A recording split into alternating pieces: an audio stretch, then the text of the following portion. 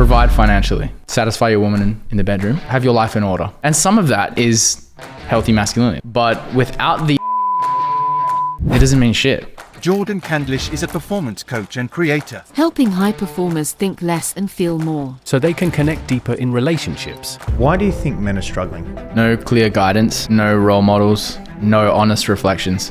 Do you find a lot of men go for someone like their mum? Well, unconsciously we do. Why do you think that is? Because What's the most important question a man needs to ask himself? who am I? That's a question we ask ourselves, or a man should be asking himself throughout his entire life. What do you think the ultimate therapy is for men? Oh, Jordan, welcome. good to be here, brother. Great. You've worked with a lot of men over the years. So why do you think men are struggling? No clear guidance, no role models, and no honest reflections in their life. I can expand on that if you want, but Yeah, expand on that. Well, I don't know about you, but I didn't get any really clear guidance around what does it mean to be a man who's in his healthy masculine energy. That was never explained to me. I've only just recently tried to figure that out for myself, and I'm still figuring it out.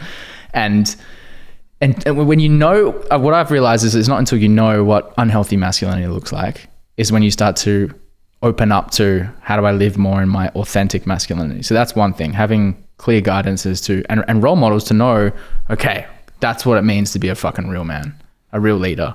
Not just a leader who provides financially, but a leader who provides emotionally, can hold a safe space for the women in his life. And it's someone you can depend upon, a man of like integrity, of stature, you know? So, and then the honest reflections part is like we now, so many men, me included, when you leave like a sporting environment, say I played a lot of sport growing up, your coach is giving you an honest reflection of how you're performing in life. But when you leave a sporting environment where you've got someone there giving you coaching and guidance to be like, yeah, you could do that better, or you're a bit out of integrity here, or you made a mistake there.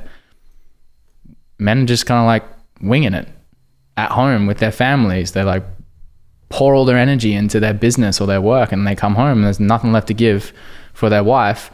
And their wife is, or partner is subtly giving them reflections, but it shows up in ways that they don't like it. So they shut down and withdraw and pull away, you know?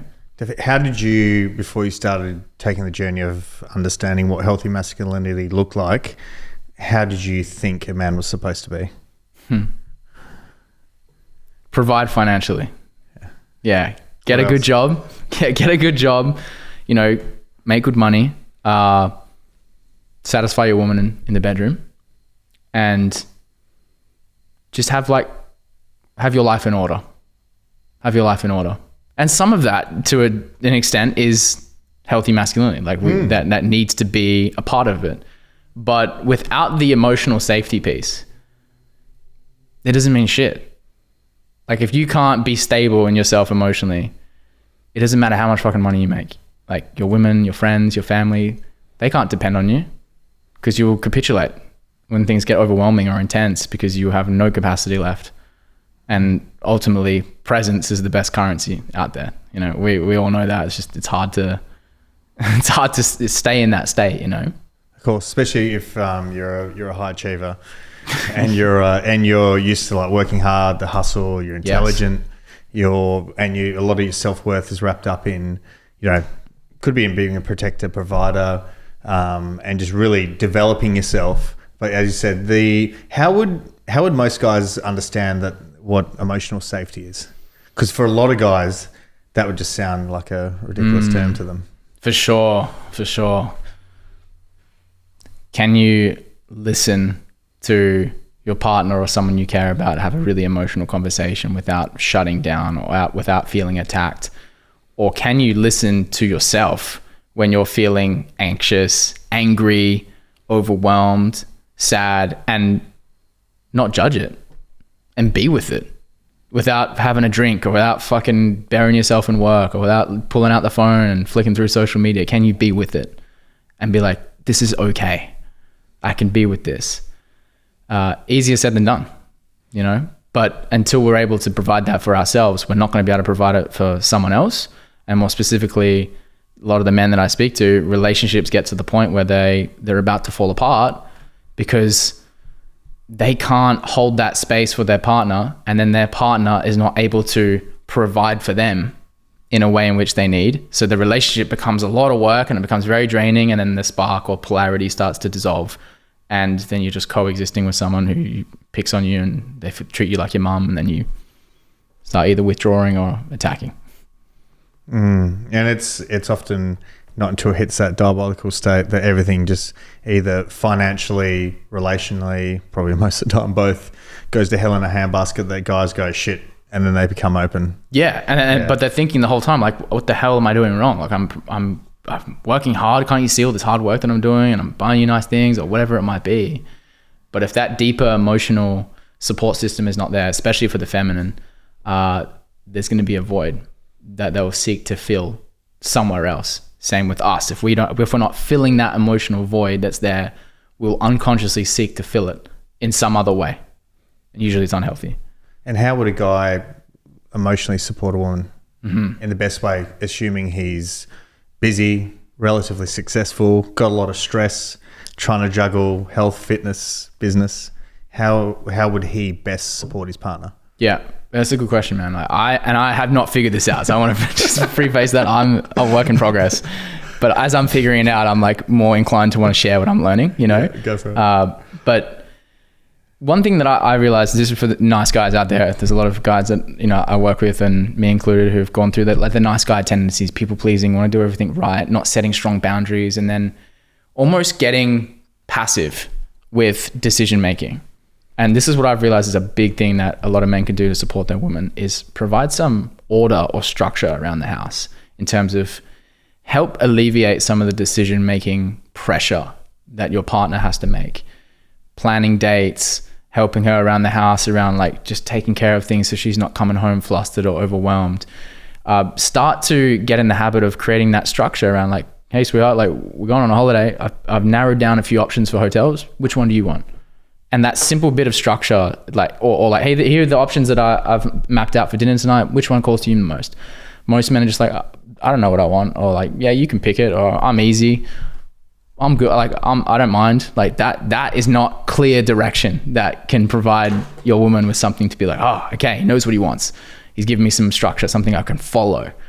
So that's a big thing. Just being more decisive, direct, and fucking clear on what it is that you want as a man. And like, for some men, they can be all good with in their business like that, and then come home and go passive because they're so burnt out and they're just like they drop straight into their feminine, and then the wife's the one making all the decisions and leading the house. Yeah, and women don't want to. I mean, we all have the masculine and feminine tendency, but you don't want to have your partner, particularly if you're a masculine man, have to drop into her masculine at home, because often a lot of women have to drop into their masculine at work. Yes, in order, especially if they're in sales or management or leadership, or they're entrepreneurial themselves.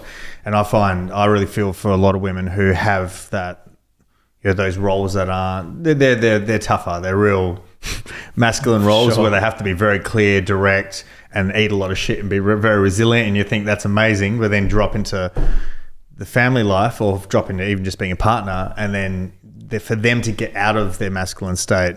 How would you advise a guy to support a partner who has a very masculine role, but to help her get back in her feminine? Yeah, man. It's hard. That's a hard one. Yeah. For sure. Because like, that's where you've got even more responsibility to be like, when it's okay for her to be in a masculine and be in the mind and doing the role, whatever it might be. But when she comes home, like, you do not want your woman staying in that role because it's like, you don't want to be fucking bossed around. Like that's not attractive. No. It's not attractive. So then it's like, okay, what do I need to give myself so that I can provide that element of safety or grounding? I feel like that's the one thing, like, be that grounding rod for her to be like, hey, come back to your body. Like, what are you feeling? Hey, just relax.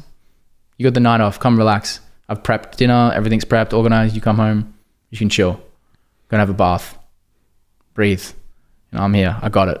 Like, that level of self accountability, or that level of self-control can really, like, from a nervous system perspective, start to rub off on the person you're around, and they can just exhale and be like, oh, okay, I've had a long day, but I'm good. Rather than coming home and still thinking that they have to take care of everything. Yeah, you know? And I think a lot of that's because the guys are a bit wishy-washy and they're inconsistent and they become slightly more passive. Yeah. And then the more passive they become, the more masculine she'll become. know. And I've got like, there's some guys I know, one of my mates does very well. Like he makes quite a fair bit of money, and he makes it not working long hours. He probably does 30, not even 35 hours a week.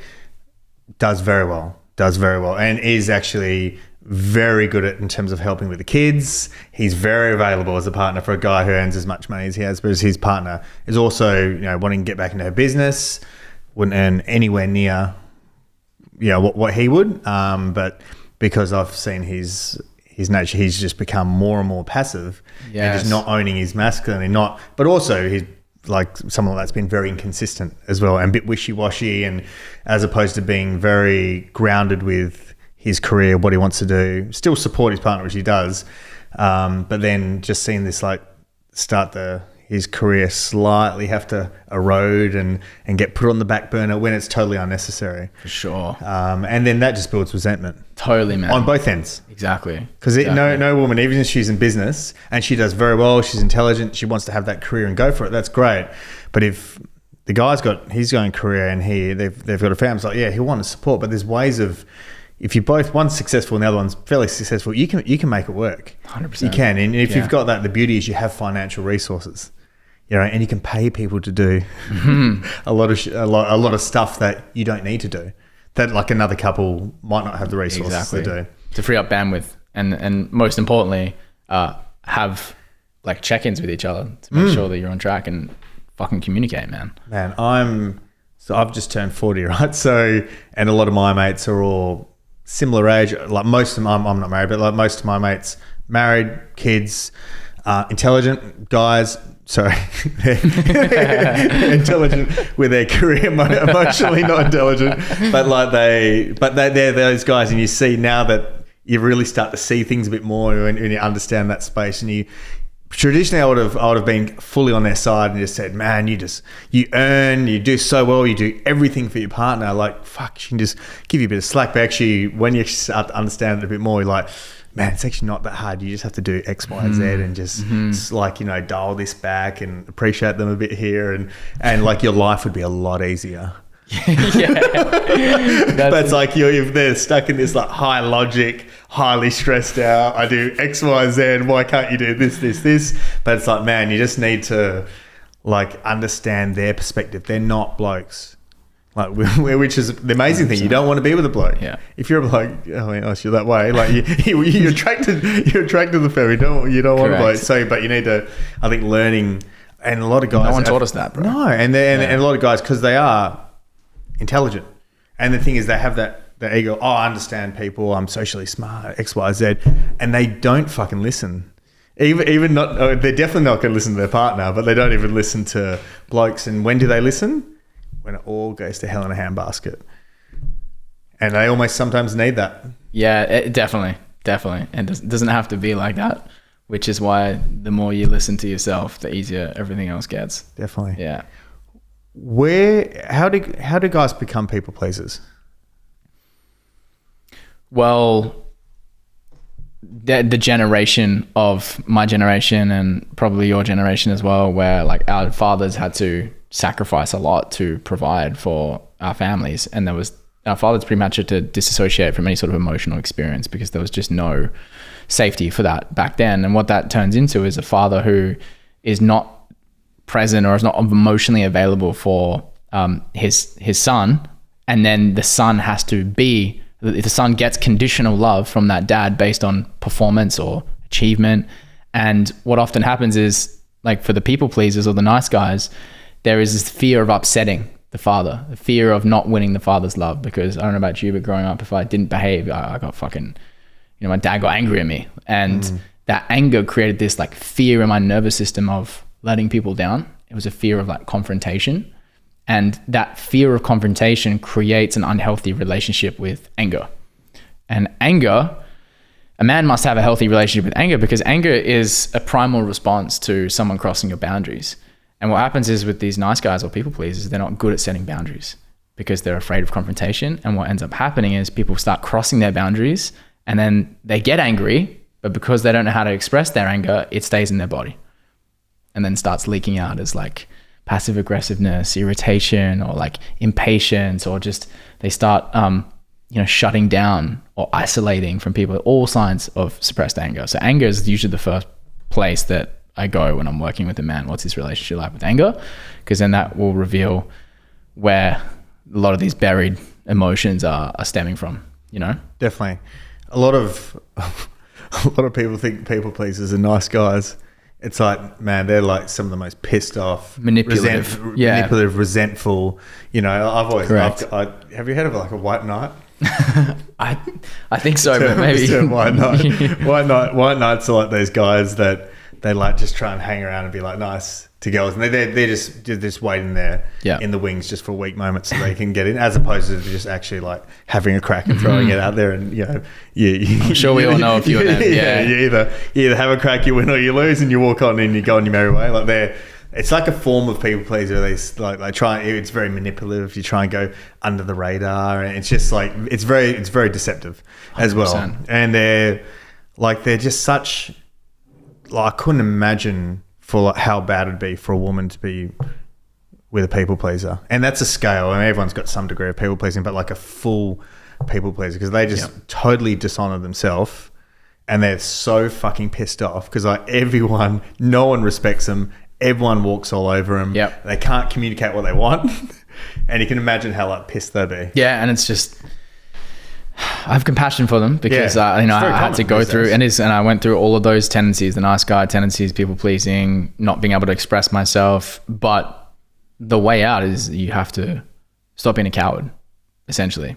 And it doesn't matter how much hard shit you do on an external level, whether it's in a business or go to the fucking SAS retreats, whatever it is. If you're not willing to confront the shame that's back there, your deepest, darkest secrets, you've been a coward. And that cowardness will show up as behavior that is inauthentic. And that's what people pick up. And that's why those nice guys and people pleasers aren't able to hold like real depth in their relationship, or they don't garner the respect that they really want, is because they're hiding. And I have compassion for it, but at the same time, it's like, it's time to stop fucking hiding. Like, come out. Like, let's just look at it. What are you afraid to look at, Do you feel like there's a lot of abandonment intertwined with it? So much. Yeah. So much. And my father's generation, the baby boomer generation, like they sacrifice so much for us, but at the same time, most of them won't go looking at the shame that's back there. And I get it's scary, but I find that generation, they're not as big people pleasers though. No. Like our generation is so much worse. And every subsequent generation is. It's interesting. Like what role do you think the mother plays? Well, the mother is. Spoke about the father. Yeah, the mother is your own relationship with your emotional experience is defined by your relationship with your mother. Yeah. So if your mother wasn't there for you emotionally, like she wasn't in touch with her emotions, so she couldn't provide you that. Well, the feminine support, which is when you think of the word feminine, at least for me, I think nurturance, tenderness, gentleness, compassion, empathy, all of these qualities, you don't have access to them because your mum wasn't able to provide them for you, because that's where you're learning it from. So if you don't have a disconnected relationship with your mother, you have a disconnected relationship with your own emotions. You don't know how to feel, right? And then that then turns into, a man who's not really sensitive in a healthy way, like in terms of he's not going to be able to feel what other people are feeling because he's disconnected from his own emotions, or he can't express what he's feeling because he's just in his head. He doesn't know. You ask him, what are you feeling, man? Like, I don't know. Like, I'm all right. I'm good. Like what's going on in your body? Like that to me is like a disconnected relationship with the mother, if that makes sense. Definitely. It's a very interesting exercise is for anyone just to do nothing and see what comes up. It's probably the most productive and valuable exercise for most people. Surprisingly uncomfortable as well. Yeah. And always, anyone I find who I've ever spoken, myself included, probably a while ago, who would sort of go, oh, look, man, the worst thing ever is just like keeping still and not doing anything. Like I can't.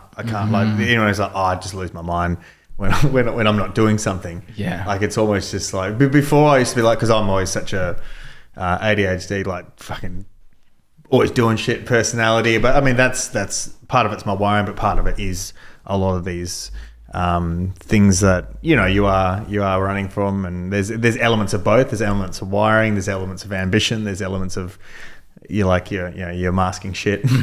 Well, there is a wiring. Have you ever read the book Driven by Yes, Doug Brackman? a while ago. Yes. Yeah, that there is a legit DNA wiring where there's a gene mutation called the DRD2 gene that most really high performers will have, which is a gene that affects the dopamine pathways, which means it's a lot harder for, I would suspect you have it. Like, have you done your DNA analysis, anything like that? Well, if you have that gene, there's a strong tendency you're going to fall into addictive behaviors because you're chasing the dopamine. That's and I've got that too. So I'm fully aware of it. It shows up in the DNA, and I just now know to offset that, I got to have time where I'm actively focusing on being in the present moment.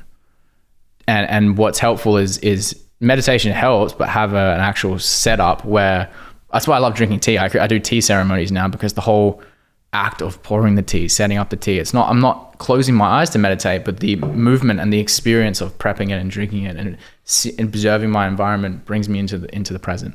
So martial arts, jiu-jitsu, all these things are perfect for these types of driven individuals because it's just something to ground us back into our bodies, back into now, And even things that are beyond martial arts and fitness, they're great, but things that where you have to be a lot more still.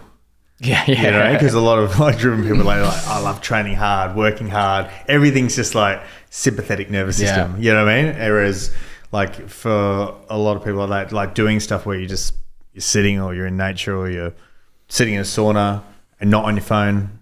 I find for me, man, I'm very much like that. I'm highly dopaminergic seeking as well, and even still, I know my wiring as well, and I have been very prone to addictive tendencies, whether it's from sex, from work, from phone, being on the phone, to everything is just dopaminergic. So that's where for someone like me, I need to create boundaries on myself. So I have to do things where either do a sauna and you can't look at your phone, or even though often I'll watch a podcast while I'm doing a sauna, but that's still I'm still stimulating myself. Correct. You know what I mean? And then I can still, and it's great. I still get value from it because I'm I don't get that time to just sit there and watch it, which is good, but you need that time where and I find one practice I try and do it once a week, is I'll go for an hour and a half walk and try and not look at my phone. Nice. Or not anything. And it's amazing.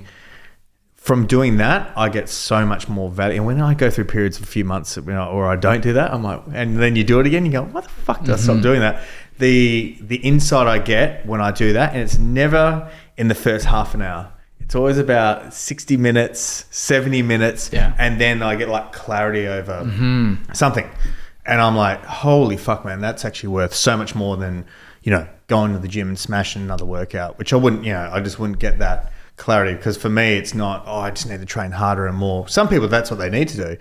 Me, I'm the other way. I'm I need to slow down and fucking get my nervous system and just start to down regulate it. Yeah, what I've learned is the nervous system is like a bank account, and the bank account always needs to be balanced. The balance sheet, it needs to be balanced all the time. So if you're making sympathetic deposits, meaning you're using stimulated activities such as working out, ice baths, coffee, breath work, all of these things that are activating the sympathetic nervous system, you're depositing energy from the nervous system. That check balance needs to be balanced out with parasympathetic based activities. So if you're doing 2 hours of intensity, there needs to be 2 hours of rest and relaxation. Otherwise, you're slowly you're slowly going to be at a deficit, which then turns into slight depletion. And without realizing, you're operating from 70%, 60% most of the time, thinking that you're on, but you're not. You're actually at 60%. So that's what I found is like having 2 rest days in the week where I'm off, and it's like 80% parasympathetic yin, I'm chilling the fuck out, allows me to then show up like, whoa, I'm 100% today. Like I'm fully charged, and I can both like give it everything. And it's just planning the week around that. Game day, rest day, buffer day. Yeah. Yeah. And it's saying that for people who work hard and it's like when I used to hear that, and even now it's the thing I struggle with, putting boundaries on not working, not training, not doing these things. But when you do it, like, man, the quality of work is so much better, and quality, like, so much, you're so much more connected with people. You don't need to go to things like, oh, get that coffee because I need a coffee because I'm pushing for 10 hours in a day. Correct. And then you're just not present with people. And then that's going to affect your sleep. And then your sleep's not going to be good. Then it's that cycle. And you do, one of my coaches always said, you got to slow down and speed up. 100%. And in business as well, like sometimes you can't just go bang, bang, bang, bang and think you're going to have this growth and things like sometimes you got to go up and this plateau, allow things to stabilize, get used to it before you boom or before you reset again. Exactly. And that's something that's like for people who are less like, nah, that's bullshit. You just fucking hustle and you just grind, and it's like I get that, but then there's a massive cost with that. Well, if you just look at how an elite athlete operates, are they grinding all the time? Like we see them perform on like if you look at a basketball player, right, they're intense schedule, but when they're not playing or training, they're just resting. I've hung out. I got a friend who was a professional football player, and I hung out with him when I was in Portugal, and he's just training, playing, or literally chilling out playing FIFA. And he's like encouraged to do that, like rest. So they're just doing 3 things: practicing, game day, and then just rest and recovery. But we don't do that in our business. No. We're trying to be on all the time. So it's like treat it like you're a professional athlete. Your rest day is just as important, if not more important, than your game day. It's like just need to schedule it, you know. And even things obviously on the stuff that you post as well, which I don't do enough of. Like it's like scheduling fun and play, because sometimes you can just be, and I find this myself, you can just be so hyper focused and just go work, organized, structured, boom, boom, boom, train this, that. Okay, I might catch up with a mate for dinner, and then this, that. Then it's like rinse and repeat. And go to bed at the same time, get up at the same time. It's just like this structured life with not a huge amount of wiggle room, which I think for me that sort of works, but I need to actually create more play and more fun. Whereas other people, they're the opposite. They're going to start doing some fucking work and they're fucking around. And they're probably not listening to this podcast. No. Yeah. So, and that's one thing. Like you got to have time for yourself, time for your development, time for your business, time for your mates. If you've got a partner, time for them, and like you got to be the more you're doing, you can do it, but you got to really run your shit very well and have very good self-awareness. So that you don't get pulled in different directions, and I think that's something that people pleasers. I mean, I'm more comfortable being a villain most of the time. I can sort of if I had to go to like a partner's 2-year-old's cousin's birthday on a Sunday, I'd just say it's not happening. I'd come across like probably like to the family, he's a selfish asshole, he's this. But in the end, I'm like, man, if that's my time to like recuperate or spend time with a partner, or like take my dog, take him for a walk, or do different things that allow me to actually fulfill what I need to do, because I know like what I'm doing is tough, and I'm now developing more and more empathy that. No one knows what the fuck you do. They all think, I understand. It's like, no one understands what anyone else is going through. So you just got to be comfortable with knowing yourself, knowing you're doing the right thing for yourself. You don't have to be selfish, but like you definitely don't just sacrifice yourself. Like, I mean, I'm not going to 2-year-old cousins. People partners' birthdays. You more things, And just, I think part of that as well is just being able to also communicate that, probably not hide like a coward and go, well, like, it's not that I don't want to be there. It's just that I've got very little time and I need to do X, Y, and Z. Otherwise, I'm not going to be good. And if someone's not happy with that, it's like, that's on them. That's where the communication piece is key. That's on them. A lot of guys don't know how to communicate it in a way where it's been understood. Yeah, because a lot of people just want to be liked. And we do. We all want to be liked. But in the end, I think you got to be, you can't control other people, and having the courage to be disliked is the big one for the people pleasing nice guys. Speaking of which, one thing I found is interesting recently, when people project a lot of their shit onto you. So for example, like someone like yourself, you've built a successful coaching business. And I know you'd work a lot harder than what it seemed like you'd work behind the scenes. Just see me drinking tea and just chilling. Just doing retreats with the boys and just chilling and just watching all the cash coming through, doing nothing. Yeah, so I understand like how much work behind the scenes is involved, but also you get to live a life that's on your terms, which and you get to do things that in a way that you've got a lot of probably freedom in terms of how you're going to do things, even though you'd work very hard and still trying to figure it out. How have you found, because you get to live a life like that, how have you found other people have treated you who, let's just say they haven't had the courage to probably have a crack? I feel like anyone who hasn't accepted like who I am and how I'm showing up in the world have kind of just drifted out of my life, to be honest. I only surround myself now with people who are full supporting of me and what I'm doing. So, but initially there was people who I almost felt like would look down on it a bit and be like, who the fuck do you think you are, bro? And I know that was the case. Like, dude, I was 25 making content about how to live a authentic, fulfilling life. What the fuck does a 25-year-old know? But I was doing it. Were people saying that to you, or was it something you felt without them saying to you? I think it was something I felt, for sure. Yeah, No one actually said it to me. I've had the same. Yeah. I've had the same. And you know, go on to videos online, you'll see people like projecting their shit on you before, but like I don't take anything anyone says online. If someone doesn't know me, like I don't take anything they say to heart at all. If I do, there's something there for me to look at. It's always my mum and dad or someone close to me who will trigger me the most, but I know what I'm working on in my life right now. You know, like I'm trying to be a little bit more organized and like just plan things ahead, especially with all the traveling and shit. And like one comment like my mum or dad will make, be like, fuck you be more organized. Like, and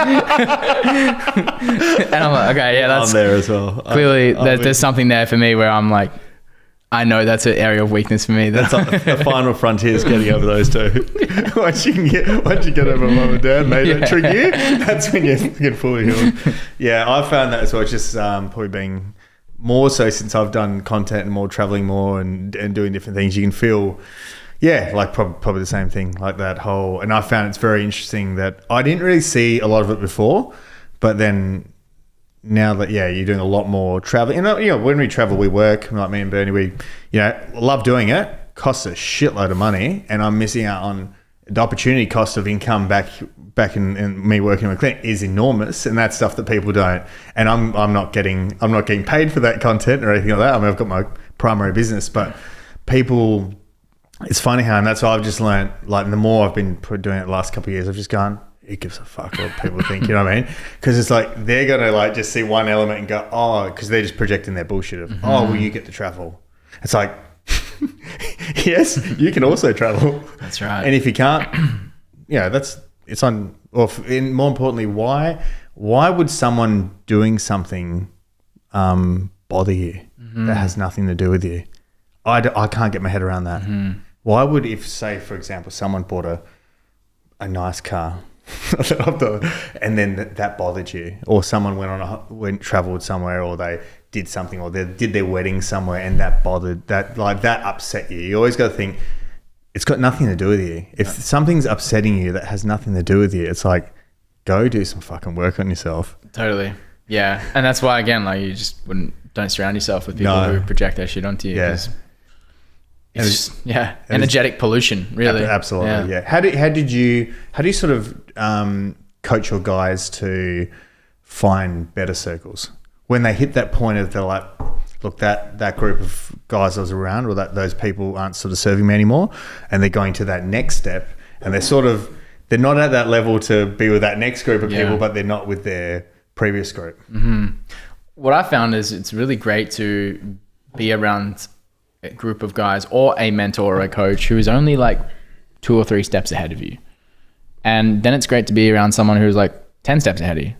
And sometimes the guy who's 2 or 3 steps ahead of you is the one that will open you up to the circle that you need to be in.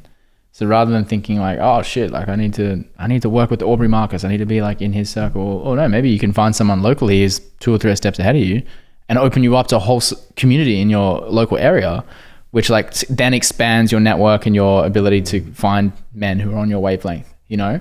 That's what I found. I feel with a lot of guys that come to my retreats is like, I'm only like 2 or 3 steps ahead of them. These guys are pretty dialed in, you know, switched on. But when they come to an event, it's like, boom, there's your tribe. Here's your soul family. It's here. And then like that stays with them, or they join a men's group and they find a soul family, and that connection and brotherhood opens something in them. So whether it's in person or online, I would say just like, you don't have to look as far as you think. Oh, I agree. I think it's good advice. Yeah, I think often people, they'll look for the guru as opposed to like, you know, literally a couple of steps, which I think is a pretty, and that goes with anything, with business or anything like that as well. Like, you don't need to have some guy who's made a 10-figure exit, or, you know, I need him to teach me business. Like, if you're just starting business, you just need someone who's And the advice, and the advice would be more relevant. Yeah, exactly right. Yeah, the guru has probably forgotten about the stage you're at, and absolutely, it's hard to give you like advice that's applicable to that phase in the journey. And I'm sure you've related with that in business. Like, there's so many chapters and phases in it. If you're comparing your phase to someone else's, you need to work up to that point, you know? So I found that particularly relevant. No, definitely. I think it's good. And in terms of like high achievers, because I know that's a group that you like to work with in relationships, do you find a lot of high achieving men, their pool of market for dating women, they get left with emotionally unavailable women who are more interested in financial intimacy due to their lack of available time that they have? Well, probably, yeah. The woman that you attract is a reflection of like where you're at in your journey, you know? So if you're emotionally unavailable for yourself, then yeah, you're going to attract a woman who's emotionally unavailable for you. If you're emotionally available, but you're just very time poor, you know what I mean? Like, say you're literally, you've done work on yourself, but you're doing 70-hour weeks, maybe 80-hour weeks, because you're that dude. Because I mean, some people, they're wired for it, and not that everyone's wired for that, but I mean, there are some people that they're, you know, it might be a phase of their life where they have to really put in excessive amount of hours. But yeah, what would your advice be? Because I find if a lot of people who are in that category, that they're not going to probably attract women that crave emotional intimacy. They'll forego that for one and think, oh well, he can provide financial connection or intimacy. 100%. It depends on what the individual wants. If like a high achieving man who's working lots of hours wants a woman to be there for him in that emotional way and support him in a specific way, he needs to get really clear on like what that is, because she can only take him to that depth if he's able to support her and opening to that depth within herself. And then same thing with the woman. If the woman wants to find a man who can really like lead her and like hold her to all of these like new standards of intimacy, she has to examine all the ways in which she's denying that for herself. And relationships are the clearest reflection, man. They're so beautiful, but it depends on like, maybe there is a period in your life where you want to do 70 hours a week or whatever, and be consciously out of balance because you know that's just what you want to do right now. It's a phase. Yeah, it's a phase. But ultimately you can't be out of balance for too long. Okay. Yeah. Do you feel most high achievers have low self-worth? I mean, it depends. As their initial driver. Yeah. High achievers that are driven to achieve a certain level of success, it usually comes from some belief of not enoughness, which is something that I'm examining it every single fucking day. Like, where is this belief driving my behaviors, driving my thoughts and my emotions and my behaviors? Because the minute you can see it and it literally drives everything, then you can interrupt it and be like, what if I am enough in this moment? What if I have everything that I need? What if I am taken care of? What if I am safe? What would that feel like? How would I operate if I came from that place? That changes everything. And then you get to play with like the frequency of enough. And then you can still be driven and a savage in business, but the energy, the place that it's coming from is like, I'm good. Like, I don't need anything from you because I'm good. Or I don't need this project to provide any specific outcome. It'll be nice, but I don't need it. And that like detached energy is what we all feel. And then when someone's coming from that place, they attract things effortlessly. And we crush it in our business when we come from that place, when we don't give a fuck about like winning the client, or we don't give a fuck about how well the post does. It's just coming from our authentic expression. That's the stuff that crushes. I find it's quite tricky. I totally agree. To delineate between sometimes ambition and whether it's coming from a place of me feeling like I need to I need to be doing something as from a position of low self-worth. Because often I find like I'm genuinely excited about stuff. I don't feel like, but there is a time where I can definitely find myself, if I don't regulate my nervous system, I'll hit that tipping point of it goes from excitement to like then it becomes all right. It becomes the joy and the excitement goes from it. Yeah, I feel like that's definitely. And normally when that happens is when different boundaries have been crossed as well. Like between, it might be like, okay, I don't catch up with a mate, so don't do this, or don't do a couple and they slowly happen over like a couple of months. But one thing I sort of still struggle with, because I know my values are, variety, growth, freedom. And we were saying earlier, like my difficulty is I can't just do one thing. You know what I mean? And I do, like I'm starting to realize more. I've got to still make that main thing my main thing. Yeah. Yeah. And anything else has got to be on the side, even if it's exciting, and it's like, and I see an opportunity and I'm passionate about it. Where I can get myself into trouble is that, and I don't know sometimes whether it comes from a place of, I still think it is still a place somewhat of lower self-worth or needing to achieve, as to why I need to do more. Yeah, but it comes, but it comes from a place of when I'm doing it, often like it feels like it's ambitious and positive and passion. That's a good distinction. You know what I mean? What does excitement feel like in your body? Excitement activates like creativity. It feels effortless. The hours go quick. When it's light, it's flowy, it's not heavy. When I start feeling like things get heavier and I'm pushing, that's when I start going, if I'm more self-aware these days, but there are times I'll go, if I start subconsciously throwing more onto my plate and it feels heavy, it's like, catch yourself. Because I still to the day, I still do that, but I can catch myself quicker. But when things feel exciting, it is like, it just flows, it's creative. I get excited about it, but the pitfall is sometimes the focus can go away from your main thing. But that's the thing, because that's where the attachment, because this is in me as well, and like I'm seeing it in you as well, which is like the attachment to always being in flow and creativity, and like that's when I'm growing. That's what I need to be in. Like I want to be in flow and creativity, and that's what excitement is. But what I found is what would happen when I'm not in that place, I would start judging myself and thinking that like, I'm on the wrong path, or fuck, I'm doing something wrong, or like, I'm going backwards. And that's when the judgment of myself would create this downward spiral of internal frustration, thinking that I wasn't worthy. And it was actually in the times when the excitement or the flow or the creativity wasn't there, was my opportunity to practice being worthy, because I'm just as worthy in those times.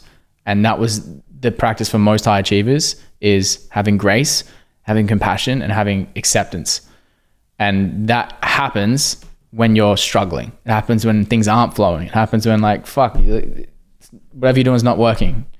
Okay, cool. Can you have grace and accept that it's not working and allow this emotional energy to process, because you need to go through darkness to have the breakthrough. The breakdown is required for the breakthrough. And it's in the winter, which is like the internal season of winter where you're contracting. We have to go through it. I observe my years, like there's periods in my year where I go through a winter, and now I know, okay, it's going to happen, where there's a period where all the opportunities that I pursued during summer and all the new shiny things and the excitement and the flow, it's going to come to an end. And I'm going to be left going, fuck, like what's going on? Like I'm losing myself or whatever. That's the winter. And then you just be graceful. Okay, just slow everything down and let's wait for the clarity to come back. That's the thing, bro. If high achievers can master that, then the transitions become smoother and less rocky. We don't have to stay in the winter for as long as sometimes we need to. Yeah, no, definitely. And I think as you said, it's more about the high achievers generally have they'll be the highest critics on themselves, and they'll have very low self-compassion. Like me, I'd never had, even still, like that's one thing I'm working on, is being a bit more grateful for things and self-compassion. I have more. I was fucking shocking before. Like I was, and that's like dad's, that's your father's voice and like your internal critic. And the thing is, you need to put that on other people as well. So like, I think it's having self-compassion, as you said, when things aren't good, and accepting that winter doesn't mean, all right, put your hard hat on and fucking just go and just make it work. I mean, there's elements of some things you have to, but there's other times you go, all right, what the fuck's happening here? Yep. And just go, all right. Yeah. And because a lot of what happens isn't actually nothing, you've done nothing wrong. It's just circumstance. And a lot of times when things are good, you've done actually nothing right. You've got lucky. And I think being able to accept, a lot of good and a lot of bad has got nothing to do with what you're doing. You just have to plug away, and it's your journey. And and as I said, not get it, which fits those seasons, and not get attached to when things are good. It's like if someone's investing and then going, investment's doing this, and think, oh, that's baseline becomes this. Yeah. It's like, that's not going to happen. For every positive, there's also a negative. For every negative, there's also a positive. So it's like when things are going well, remember there is a negative concealed in that. With all the extra income in a business, there's all the extra responsibilities they're having to fulfill on the clients, So it's if you can come at it from a neutral perspective, I think it makes everything a lot easier to just go, okay, let's just enjoy this while it's here. And then when it's not there, cool, it's not here anymore. So that's just a mistake that I made a lot when I started my business. I was like, definitely. And I'm like, I think as you go to the next iteration and things get bigger doesn't always mean better as well. Like a lot of people. And sometimes you go to that next iteration and it sounds exciting and you got more staff, and like there's going to be a lot of pain in trying to figure that phase out. Because what got you there is not going to get you there. 100%. As well. And the person you are there is not going to get you there. Yeah. And even I'm at the moment, like I'm hiring more staff and like always like, be careful what you wish for. And I had like my quarterly goals, I want to do X, Y, Z, bang, nailed them in the first quarter. And then I'm like, oh shit, okay. And then now it's like, it's real. You got X amount more new staff. This is what you wanted. Yeah. And then now you got to build the systems, and your overheads are like dramatically more. You've peeled back your hours so you can create time to spend more time on the business. So you're paying way higher overhead, you're bringing way less revenue in, and then you start looking at things going, you're going, do I fucking want this? It's like, but that's part of like, for me, I was going through a bit of a, not winter, but like sort of like going through that myself of like in the last sort of month going, fuck, or do I just want to go back to doing what I was doing before, where it was like, it was all right, it was a bit more measured. That may have been right what I was doing before, but you don't know until you go to that next iteration and you have that patience. And as you said, be compassionate. And I knew when I was doing what I was going to, exactly everything is happening sort of with a few unforeseen things.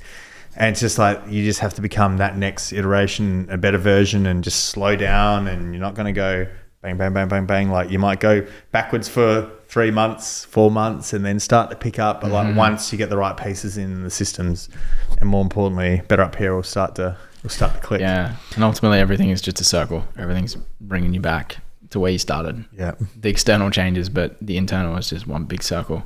I have noticed that the more I grow and travel and expand and grow, it's like I'm just relearning the same lessons. Yeah, just disguised differently. Yeah, you definitely. know. So it's a sobering thought. I think it's refreshing. It's reassuring that it's already been figured out.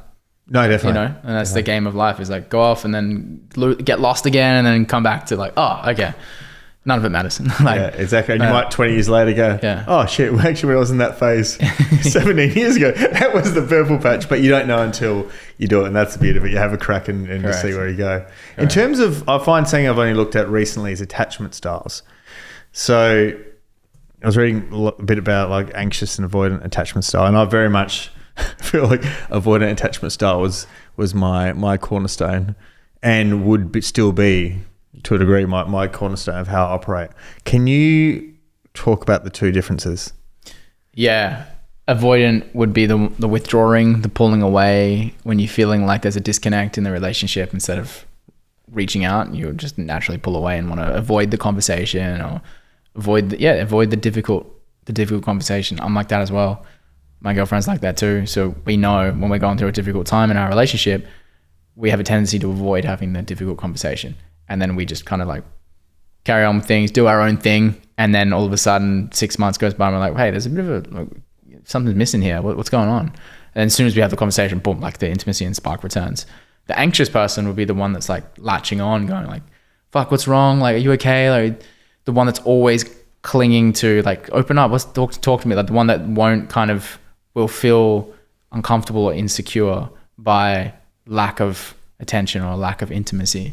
So a lot of that just comes back to how we initially related with our parents, what kind of love we received from our parents and how they taught us. Our first relationship is with our mum and dad. So we learn a lot about relating from that, and the attachments have developed from that. As long as you're aware of it, as soon as you see it, that's the mechanism, then you just know, okay, cool. Immediately have an uncomfortable conversation if there's something that is getting in the way, or it goes with friendships as well. If I'm noticing there's a block between me and someone else, instead of avoiding just having a convo, have the convo, because it will just immediately restore the connection, essentially. Yeah, have you got a mate? I've got a few mates. I think straight away they'll always message you, always send things, and if there's something they're avoiding, they'll just go quiet, and then it's hilarious. Like because men I find that definitely probably do have the tendency to be more avoiding. To say, would females tend to be more anxious? I mean, yes and no. Statistically, probably. On the macro, I think you could say that. I mean, men more just avoiding of their emotions in general. You can definitely say that. Yeah. Why do you think the anxious and the avoidant tend to marry up? Well, if the man's avoidant, which let's say if we're going off the statistics, then the woman is more likely to have emotional conversations because just by nature, the woman is more in touch with her emotions. So she's going to want to have emotional conversations to get the man to open up. But if he's not ready to do that, then it's actually going to do the opposite. The more you like, come on, man, open up. Tell me, what do you feel? Like, talk to me. Like, the more you're pushing someone to open up, the less likely they are to open up. How you get someone to open up is detach from needing them to open up and just be the space. To be like, hey, like, I noticed this, or hey, I'm here. Whenever you want to chat, I'm here. Or like, hey, I noticed you're just feeling a bit off these days. Whenever you want to have a conversation, like, you know where to find me. Like, just knowing that you're there as a space, and when they're ready, they can is the best way to approach it. But most women try to like force their man to like, they give them ultimatums. Yeah. As opposed to, and I know, because when I was reading into this, they were sort of talking about that as well. How to deal with an avoidant man is you give him support, but give him options. Like exactly what you said there, as opposed to you need to do this, or we need to go to therapy, or it's like ultimatums. Avoiding guys will go, fuck yeah, I'm out. Mate, if I got forced to go to therapy, I would fucking neck myself. That's just like, of course a man's going to hate that. Yeah. Why would you want to be forced to do anything? Yeah. Especially talk about, I've heard like bad stories of guys who've come to coaching and said that like sat in a couples therapy, and the therapist just like took the women's side the whole time and, berated them for blah, blah, blah, blah. And it's like, that's not it. That's not it. It has to be consensual for both. What do you think the ultimate therapy is for men? I watched one of my favorite reels that came up like a couple of months ago was like these two guys kicking a football on a wet day, and the soccer ball just like, they're just pinging passes to each other and skimming off the surface, and it's like the best form of therapy. And I was like, honestly, for me, that is a form of therapy. Kicking a ball with your best mate at the park, and no music, just nature. Therapy is, for men, have been in an environment where you can hang out in nature with your best mates, not need to drink beers, and just have a laugh and chat and talk about what's actually going on, talk about your relationship, and get counsel from other men who are older than you, men who are younger than you. That's it, man. When I'm at the retreats, it's like, it's so evident, like the amount of value you get from hanging out with men from Australia and Europe and America and different ages. Some that have kids and some don't. Those conversations hold so much, because you're like, oh shit, okay, yeah, noted. Like, we on the last retreat absorbed probably like years worth of wisdom in like a few nights just by being around a fire and chatting, So I'm a big advocate for that, like men's circles and men's groups. Definitely. The biggest shifts I've found personally, and that I've seen, are in retreats or circles or that sort of thing, where you can either, there's a lot of depth that guys can access their own pain or someone else's pain, or terminally they can just access play.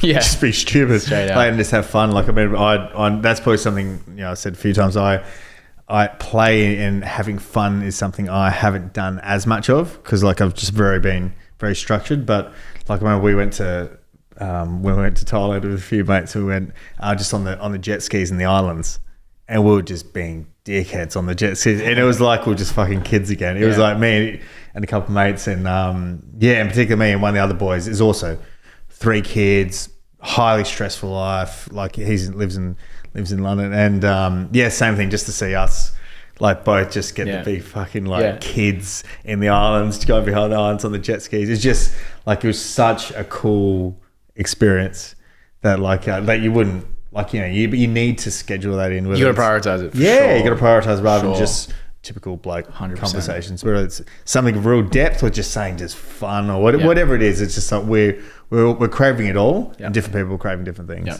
100%. In terms of, do you find a lot of men go for someone like their mum? Well, unconsciously we do. Yeah.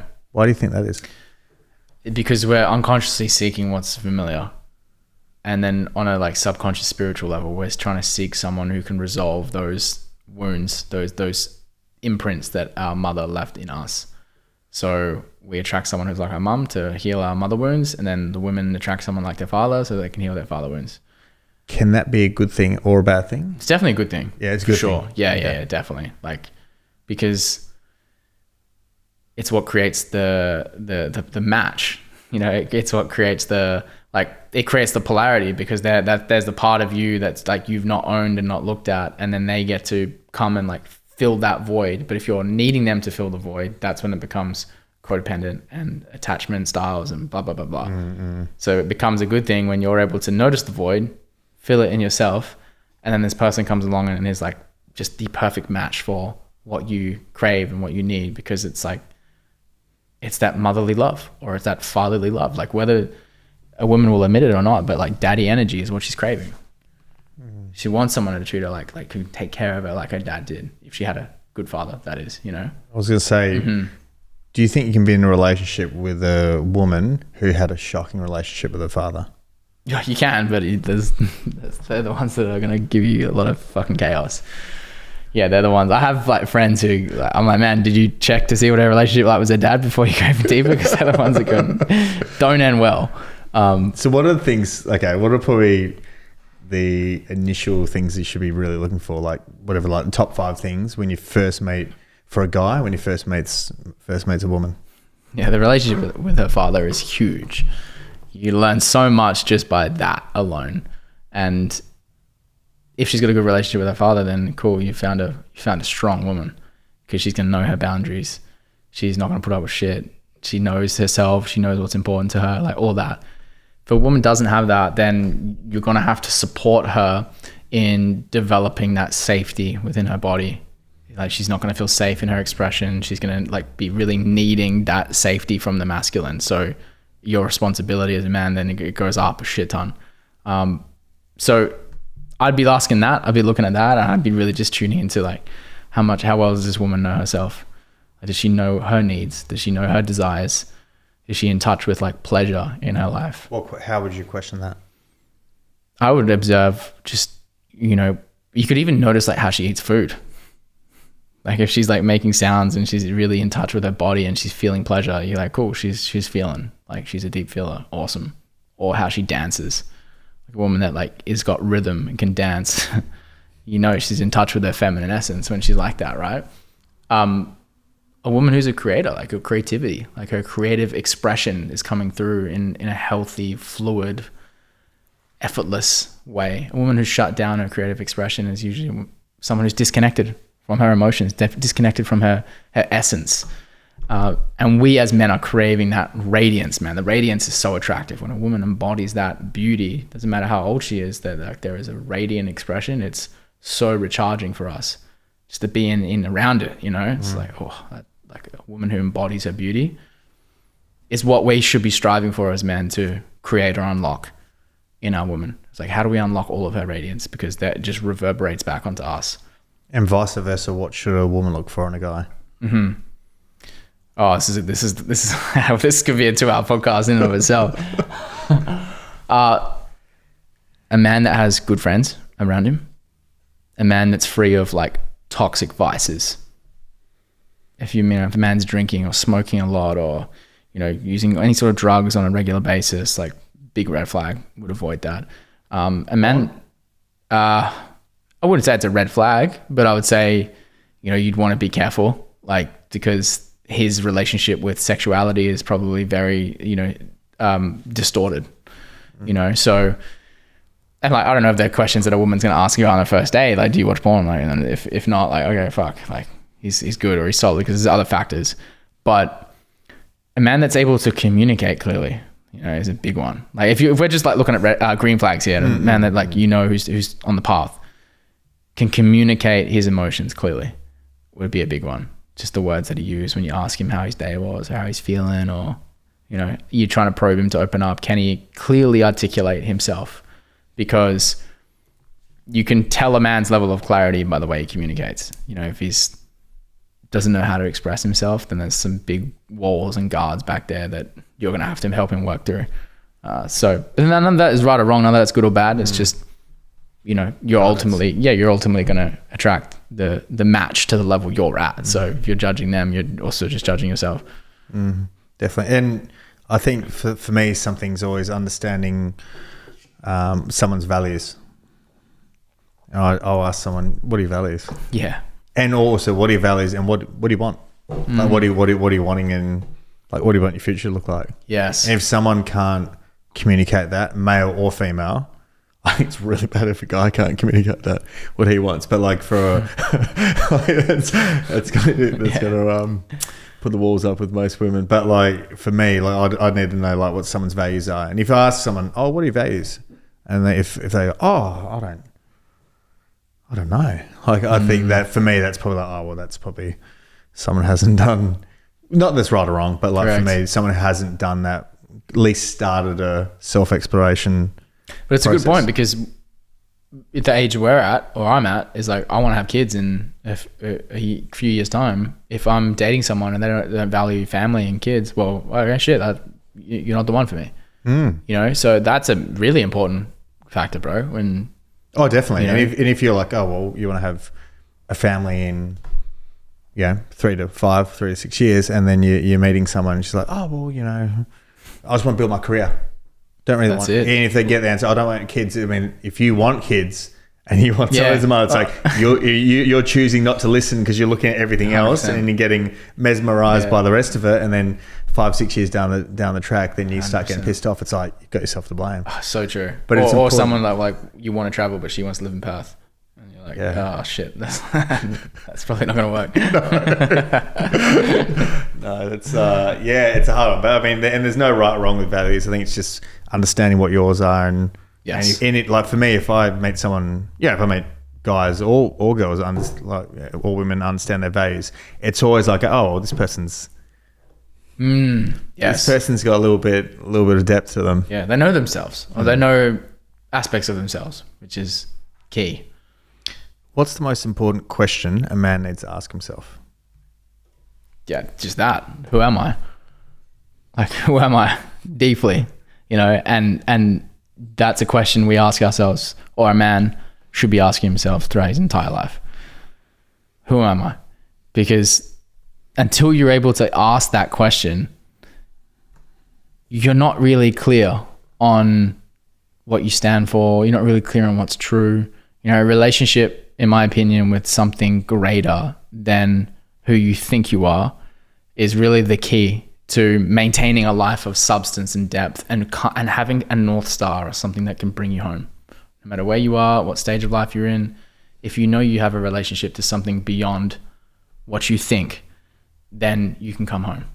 Because I can wake up anywhere in the world and empty my mind and connect with an intelligence that's far greater than me, that's operating, growing the trees. It's like working through the earth. It's like moving the planets and the suns. If I can connect with that intelligence and just invite that intelligence in and say, show me the way, lead me, like, where am I to go? Then it takes all the pressure off. I can just surrender and be like, okay, cool. I trust. I don't need to trust anyone else. If I can trust that, then I'm good. I'm clear. So I feel and who am I is the question that will bring you there. in my opinion. No, I agree. Yeah. I agree. And it's just a whole lot of processes and people helping you and experiences and redefining and Yeah. it's not something people are going to get to very quickly.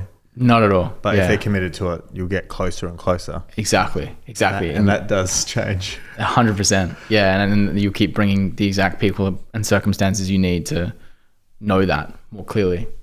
What's probably your most low-hanging fruit recommendation for someone in terms of, for guys, gaining deeper connection to themselves? Just remove all the things that are disconnecting them from themselves. Start with the habits, because the habits are revealing the belief, and then the belief is revealing the emotion. So if there's a habit of reaching for something, say for the high achiever who's always reaching for stimulation and dopamine, say in the form of coffee or social media checking, cool, what is the story or the belief that I'm telling myself that's causing me to do that? I'm bored, I'm not enough, I need to get more done, like, you know, things aren't happening quick enough, I'm not progressing, or I need to check to see if people like me. Like all of these, there's something in the background that's causing that decision to be made. And if you just remove the habit and abstain and commit to abstinence, guess what's going to happen? You're going to have to confront all of the emotions that you've been avoiding or running from. And I suggest like I did a 3-day water fast in Tulum. I moved to Tulum for a month and just said, you know, I'm going to really confront all of these aspects of myself because I feel like I'm losing myself a little bit in all these habits. 3-day water fast, got an Airbnb, was on my own, and I got to just like be with all of it. And on the other side of it was just like all this clarity, man, all this lightness and freedom that immediately gave me the answers that I needed for my business and the next direction. What sort of came up over the course of the 3 days? Just like needing to fill the space, or needing to like dull the edge a little bit, or needing for that hit of stimulation or something in the form of food as well, because that's like food was a big one for me. So whenever I fast, I get so much clarity. So what comes up is just any sort of old avoidance mechanism is now gone. So it's like I'm bored, or like I feel anxious, or like there's just tension in my body. There's tension here. Can I just be with that, you know, without picking up my phone or something, you know? It's so simple, but it's like that you get more from that than an ayahuasca journey. Yeah, it's amazing the things. In my opinion, yeah. So, brother, thank you for your time. That's been awesome. I know there's so many other areas we can go into, and we can do multiple different podcasts. But where can people find you? Well, thanks for having me on, man, and thanks to Bernie for like helping facilitate this as well. It's just really special what you're doing out here, bro, and I'm really honored that I got to come on, and I've seen this come to life for the last 2 years since I've been working away, and you're doing wonderful things out here. So I appreciate it, man. We'll have to come connect again when we're over in the States. Without a doubt. Yeah. Awesome. Take it global. Cheers, brother. Jordan Candlish 01 on Instagram would be the main platform. All right. But awesome. Thanks, bro. All right, brother. Take care. Peace.